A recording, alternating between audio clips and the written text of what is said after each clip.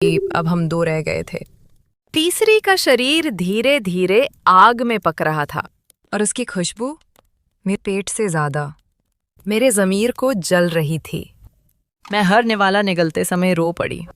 हर बार मुझे लगता ये मेरी बहन नहीं, ये मेरी आत्मा है जिसे मैं खुद खा रही हूँ। उस रात मैंने पहली बार सपना देखा। मुझे दिखा बड़ी दीदी सामने खड़ी हैं। उनका चेहरा पीला, आंखें धसी हुई। वो हंस रही थीं। कैसा लग रहा है मेरा मांस खाने के बाद? अब किसकी बारी है? चुप हो जाओ, प्लीज चुप हो जाओ।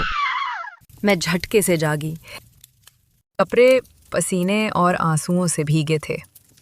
सबसे डरावनी बात ये थी, बस बैठी मुझे उसी नजर से देख रही थी जैसे दीदी सपने में देख रही थीं।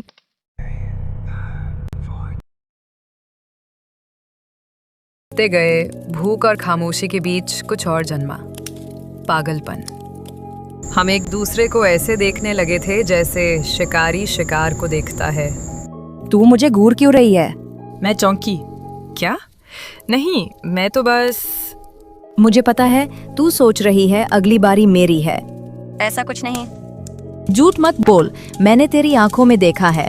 तू भी मुझे खाने का सोच रही है, जैसे हमने दीदी और तीसरी को खाया था। उसकी बातें मेरे सीने में कांटे की तरह चुभ रही थी। कहना चाहती थी, दिल की धड़कन मुझे धोखा दे रही थी। कहीं ना कहीं उसके शक में सच्चाई थी। भूख ने मेरे मन में भी वही ख्याल बो दिया था। मुझे लगा जैसे बड़ी दीदी की परछाई हमारे बीच बैठी हो। वो हंस रही थी और उसी हंसी के बीच हम दोनों ने तय कर लिया, अब या तो वो जिंदा रहेगी या मैं।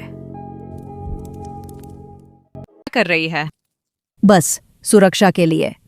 कौन जानता है जंगल में क्या खतरा हो। लेकिन मैं उसकी आंखों में साफ देख सकती थी। वो खतरा जंगल में नहीं था, वो खतरा मैं थी। रात गहराती गई और हमारे बीच एक अजीब सा खेल शुरू हो गया। वो मुझसे दूर बैठती, फिर अचानक पास आ जाती। मैं सोने का नाटक करती तो वो मेरी सांसें गिनती रहती।